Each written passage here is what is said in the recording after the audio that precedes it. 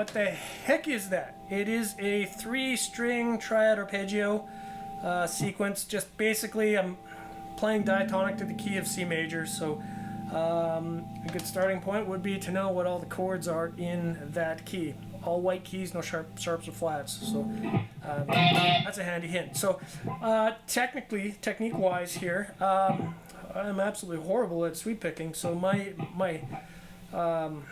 way of doing this has been kind of a method of dealing with a deficiency that, you know, the first half of it came fairly naturally, I thought, like even way back when I first started learning this. That's we'll use a C major triad arpeggio here, just to kind of get the sequence down here, right? And it's easy. It's just kind of a rolling sextuplets triad arpeggio thing. High, low, then back high again. So we've got 15th to the 12th fret, so that's on the high E string. I'm going to play that with a downstroke that pulls off. And then I'm going to grab the C on the B string, which is the 13th fret, with an upstroke. And then the G string, 12th fret, on the G string. So, like I said, that part I always found pretty easy. I think Paul Gilbert demonstrates something like that on his Intense Rock video, which I just absolutely love. And that one was pretty easy, but coming back up, oh no, big problem. For some unknown reason, right, I've got down, pull off, up, I'm kind of stuck underneath the string, so I got to get out of that string. I've just hit that last G, I don't want to hit it again. But that pick is trapped underneath there. So, I mean, I didn't really know for a long time how to get the pick out from under there. It was really kind of an elusive problem. So I would just hit it.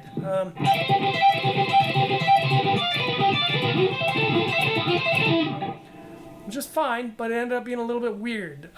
You've got a 7th note in there. So that ain't right. But I mean, I would try to smash that in there, just try and get that extra note in there, because that seemed to work, which there's nothing wrong with that, honestly. You know, that it was about 98% there. It's just that one darn note that was kind of killing me. So I spent a long time trying to figure out a way to sort of deal with it, and honestly, the most efficient, most practical, easiest way to do this is to use my fingers. So I've gone down, pull off, up. So right after that upstroke, I'm going to grab that C note again on the 13th fret of the B string with my middle finger. I'm going to pluck it with that, and then my third finger is going to pluck the high E on the 12th fret.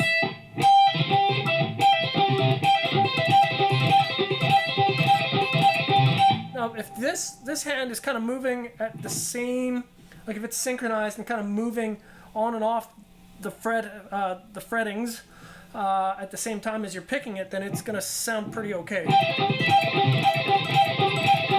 I know when I do it, it's not perfect.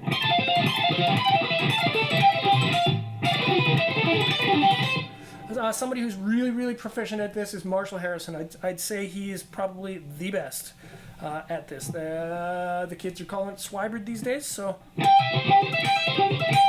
okay, so it just works. Any pointers I might have would be, the one piece of advice would be to say don't pluck those strings too hard. You just kind of want to graze them a little bit, and then that way it's still fast. I mean, you still want a good connection with the string to get the note, but you know, don't lock yourself in there, because that'll kind of cut into your speed a little bit. So something cool you could do with this, again, just change that that starting note. So 15th, so 15th, 13th, 15th, and then 17th.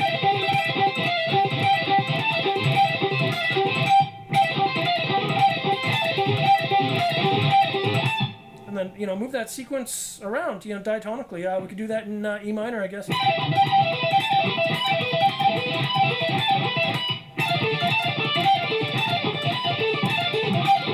Then again in D minor. A little weird in B diminished. I don't love that fingering. I gotta find a way to use a stronger fingering, but it gets it done. A minor. Okay, and I hope you find that helpful. You know, lots of cool shred tunes use that kind of a concept where, you know, just kind of playing a 3-string arpeggio on you know, on 3 strings. So there's a lot of music out there that maybe we don't have to work as hard as we thought to be able to play it. All right, I hope that's helpful. Have fun. Try not to hurt anybody with this.